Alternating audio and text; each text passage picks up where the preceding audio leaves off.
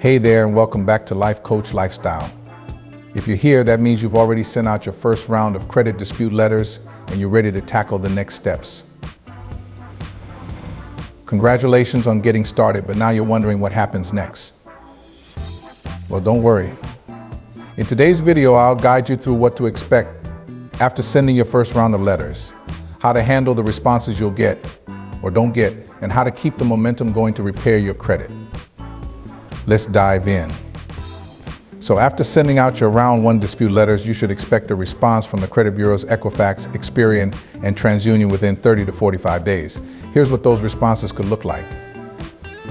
No response to bureau or creditor doesn't send anything back. Verified they claim the information you disputed is accurate. Deleted, the disputed item is removed. These outcomes set the stage for what actions you take next. And I'll break down each one for you.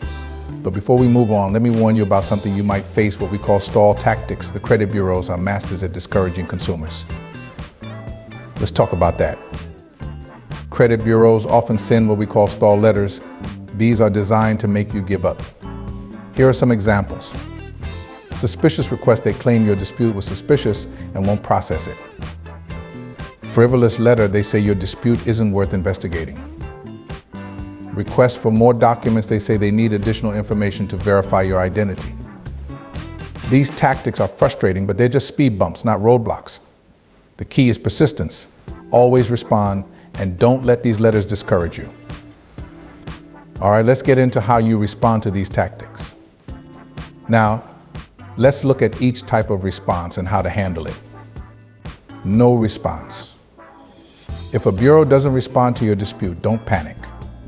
Instead, use a no response letter. This template is specifically designed to remind the bureaus of their obligation under the Fair Credit Reporting Act. Fill it out, send it, and keep the pressure on. The verified. If the bureaus say the information is accurate, it's time to send a reinvestigation letter. The key here is persistence. Keep asking them to prove the accuracy of the information. Sometimes it takes multiple attempts for results. Delete it. If the bureau deletes an item, that's fantastic. Celebrate your win, then go back and dispute more items using the same round one letter. You're building momentum here, so keep it up. Each of these responses feeds into the next cycle. Credit repair is a process, and patience is your best tool. Now let's talk about furnishers. These are the companies or organizations that report information to the credit bureaus like banks, landlords, or debt collectors. If the bureaus are giving you a hard time, it's time to dispute directly with the furnishers. Here's how. Use the furniture dispute letter. Include any proof you have that the information is inaccurate. Wait for their response, just like with the bureaus. If they don't respond, follow up with a no response letter. If they verify, send a reinvestigation letter. It's a similar process to dealing with the bureaus, but sometimes furnishers can be even more responsive. If your initial disputes don't work, it's time to turn up the heat with warning letters.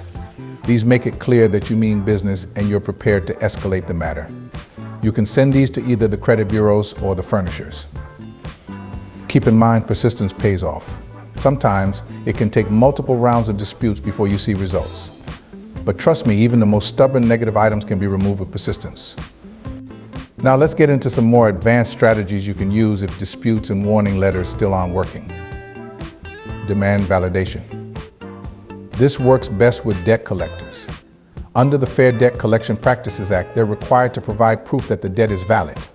If they can't, you've got leverage to request deletion. Escalate to regulators. If you've exhausted all your options, you can file complaints with the CFPB or your state attorney general. This shows you're serious and often gets results. To recap, after round one, you'll deal with 3 types of responses: no response, verified, or deleted. Each one requires a different follow-up, but the key to success is persistence. Remember, credit repair is a marathon, not a sprint. It takes time, effort, and a lot of follow-up. But the rewards, better credit, lower interest rates, and financial freedom are so worth it. If you're finding this process a little overwhelming, don't worry. There are tools, templates, and communities that can help. Here at Life Coach Lifestyle, we're committed to giving you the guidance and support you need to succeed. Thank you for watching. Don't forget to like, comment, and subscribe for more credit repair tips. See you next time. Subscribe for more tips on credit repair and financial freedom.